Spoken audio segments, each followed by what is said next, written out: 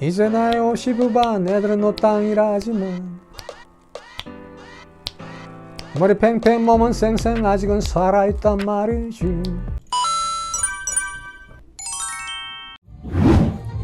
어느 날 우연히 거울 속에 비춰진 내 모습을 바라보면서 세월아 비켜라 내 나이가 어때서 사랑하기 딱 좋은 나이인데.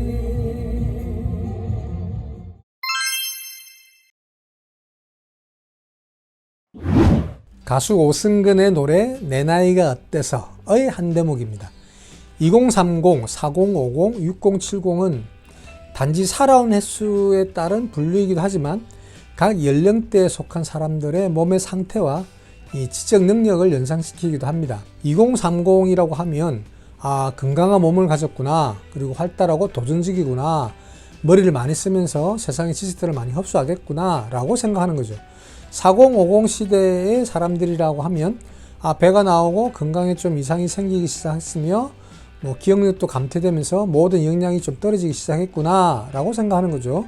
또 6070은 몸이 노쇠해서 이제 더 이상 활동이 쉽지가 않고 병에 잘 걸리고 또 지혜는 있지만 변화하는 세상 지식을 습득하기에는 좀 버겁겠구나 라고 또 생각할 수 있다는 겁니다. 인생은 유한하고 또 나이가 들면서 몸도 점점 약해지고 뇌의 활동도 둔해지는 것이 당연합니다. 그런데 지금 그런 당연함의 반기를 들고 연령에 따른 그런 경계를 무너뜨리는 사람들을 자주 봅니다. 4050이 되어서도 여전히 2030대 그때인 것처럼 이 몸과 마음이 건강하고, 또 6070이 되어서도 신체적인 능력이나 인지적인 능력이 조금 더 떨어지지 않았음을 보여주시는 분들도 있습니다. 30대 같은 50대, 또 40대 같은 60대들이 많아졌습니다. 내 나이가 어때서? 라고 하는 이 노래를 몸소 보여주고 있는 것입니다. 작년에 추석 때 그 최대 화제는 단연 나훈아였습니다. 사람들은 코로나 때문에 고향에 내려가지 못하고 다들 이제 TV 앞에 이제 지켰죠. 그리고 노장의 귀환을 반가움과 놀라움의 눈으로 지켜봤습니다. TV를 보던 사람들의 입에서 공통적으로 튀어나온 말이 하나 있습니다. 역시 나훈아군. 근데 올해 몇 살이야?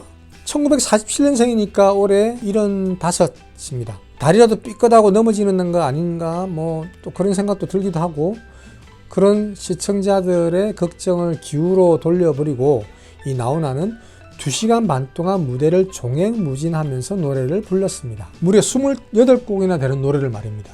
또한 이 묵직한 입담과 소신 발언으로 본인이 굉장히 자유로운 영혼임을 과시하기도 했습니다.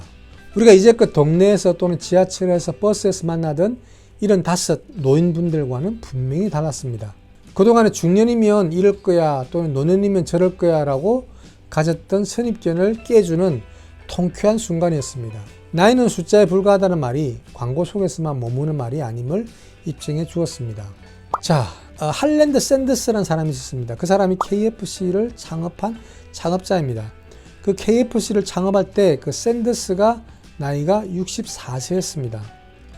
그의 손에는 달랑 105달러 밖에 돈이 있지 않았습니다. 자신이 운영하던 레스토랑이 개발에 밀려가지고 문을 닫게 되자 샌더스는 돈을 벌기 위해서 뭐라도 하지 않으면 안 되는 상황에 놓이게 되었습니다.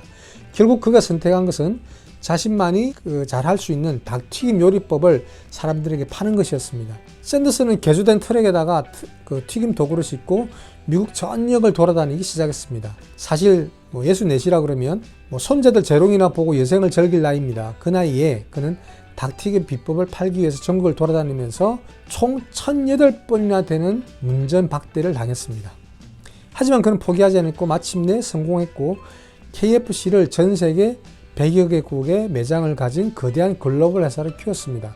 KFC 매장 앞에 안경 쓰고 그 수염 기른 채 아래 위로 하얀 양복 입고 서 있는 할아버지 보셨죠?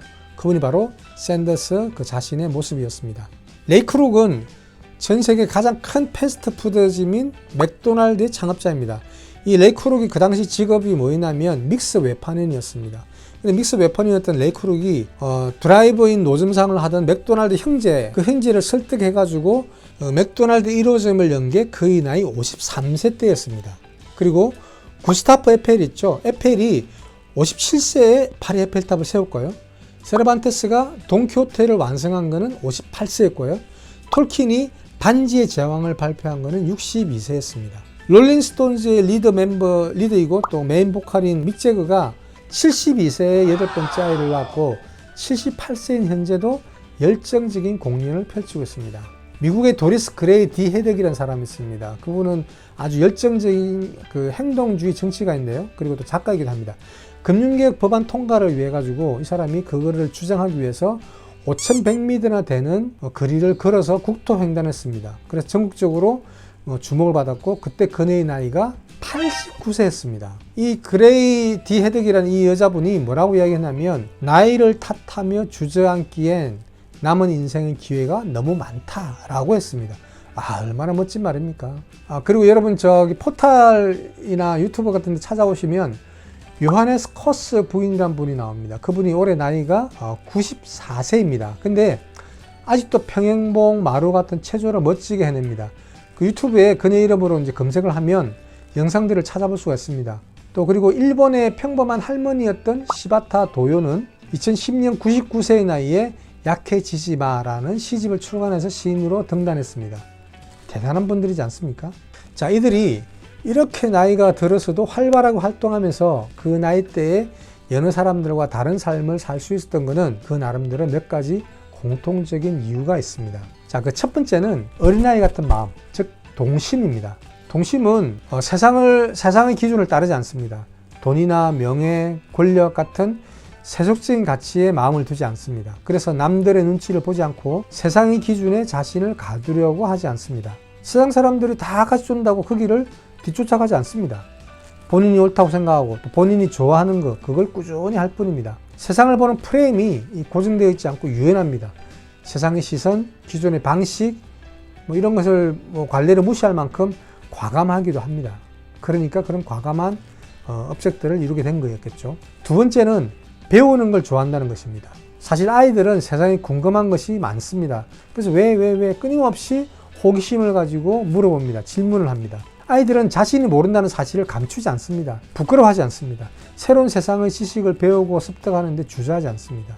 이 나이의 벽을 깨고 그런 업적을 이룬 사람들은 다 그렇습니다. 나이가 들었다고 아는 척 하지 않습니다. 무게 잡고 건의만 내세우고 의자 깊숙이 앉아서 있지 않습니다.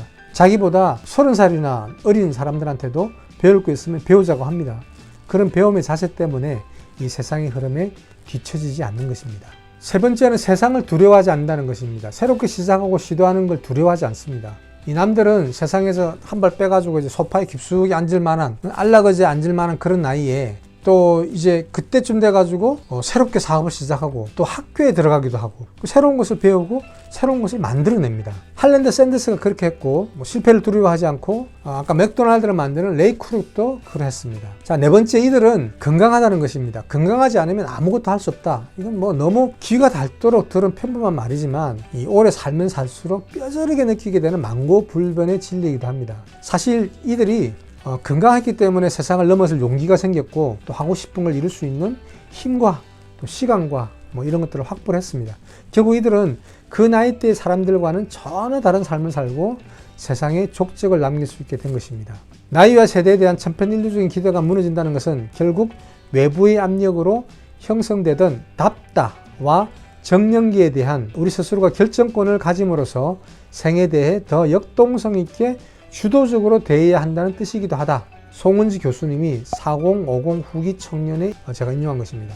최근에 그 100년을 살아보니 또는 100세 일기를 펴낸, 그래서 전 국민한테 잔잔한 감동을 준 올해 이제 100살에 올해 넘었겠네요. 101살이 되겠겠네요.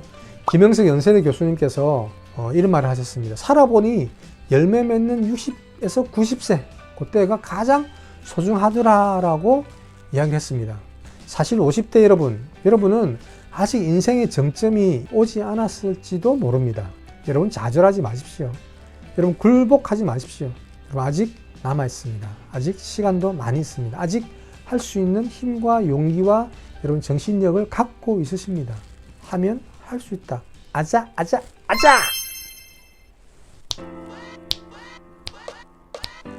이제 나의 50반 애들은 노땅이라 하지만 머리 팽팽 몸은 쌩쌩 아직은 살아있단 말이지. 태생 나오나 TV에서 봤지. 놀장 치우나 유튜브에서 봤지. 내 나이가 어때 사랑하기 딱 좋지. 나이는 숫자 1분 광고에도 나오지. 하얀 양복 샌드 살백 KFC 만들 때 64세. 믹스웨판 레크룩 맥도날드 만들 때 53세. 에펠탑 세울 때 57세. 세반테스 돈키호테 완성할 때 58세. 톨킨이 반지왕 제왕 발표할 때 62세. 미제가 8번째 아이 낳은 건 72세. 와우. 이들에게 몇 가지 공통점이 있다지. 동심, 어린아이 같은 마음, 돈, 명예, 권력 필요 없지. 좋아하는 걸 꾸준하게 할 뿐이지. 아이들은 세상이 궁금해. 왜?